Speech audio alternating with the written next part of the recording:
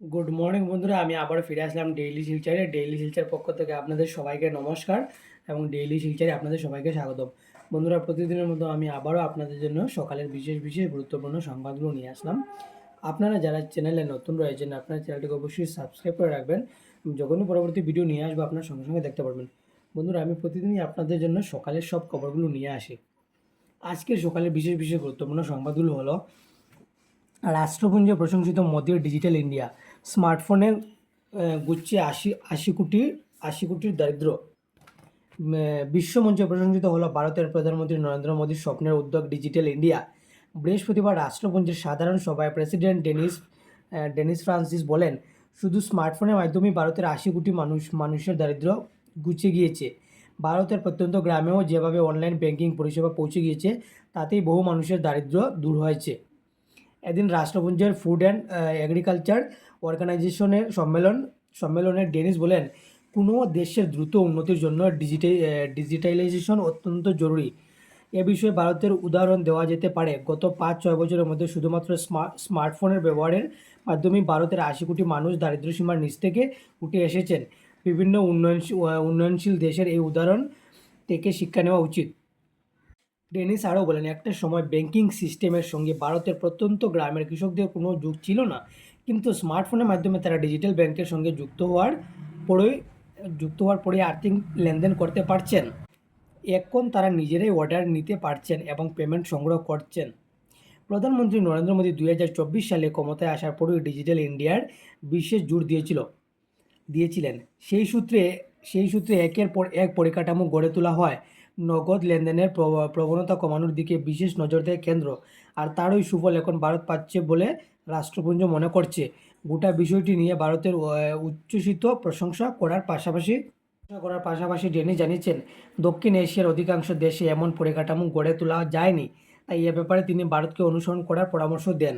একটা সময় বয়স্করা স্মার্টফোন ব্যবহারে একেবারেই সরগর ছিলেন না, কিন্তু ধীরে ধীরে তারাও এ বিষয়ে পারদর্শী হয়ে ওঠেন, আর সেই স্মার্টফোনেই এখন ক্রমান্বয়ে ডিজিটাল বিশ্বে প্রবেশের গতি বহুগুণে বৃদ্ধি পেয়েছে।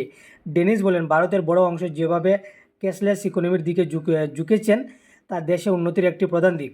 ছোটো বড় সমস্ত প্রতিষ্ঠান ডিজিটাল পেমেন্টের প্রতি আগ্রহ দেখাচ্ছে। দিল্লিতে বাড়ি ভেঙে মৃত্যু 3। দিল্লিতে তিনতলা বাড়ির একাংশ ভেঙে পড়ে 3 জনের মৃত্যু হলো।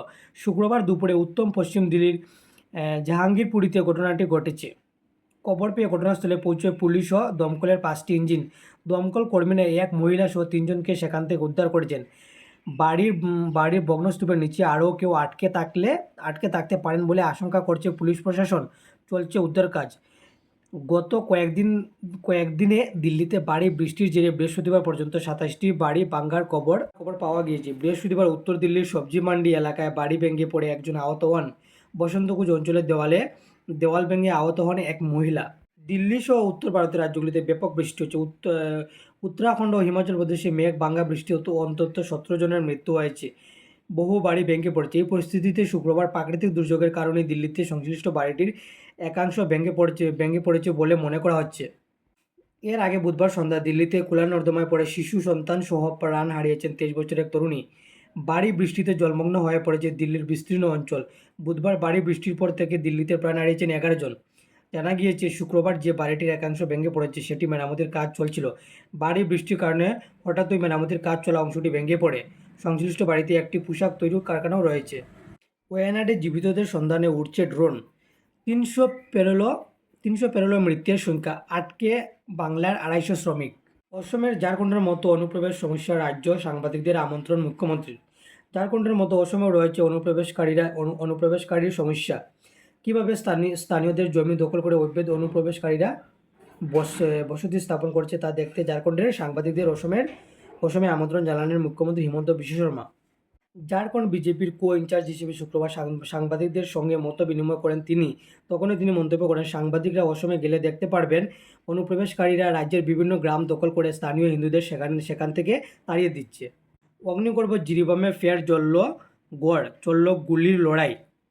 সবাইকে ধন্যবাদ বন্ধুরা, আমি আবারও আপনাদের জন্য পরবর্তী ভিডিও নিয়ে আসবো।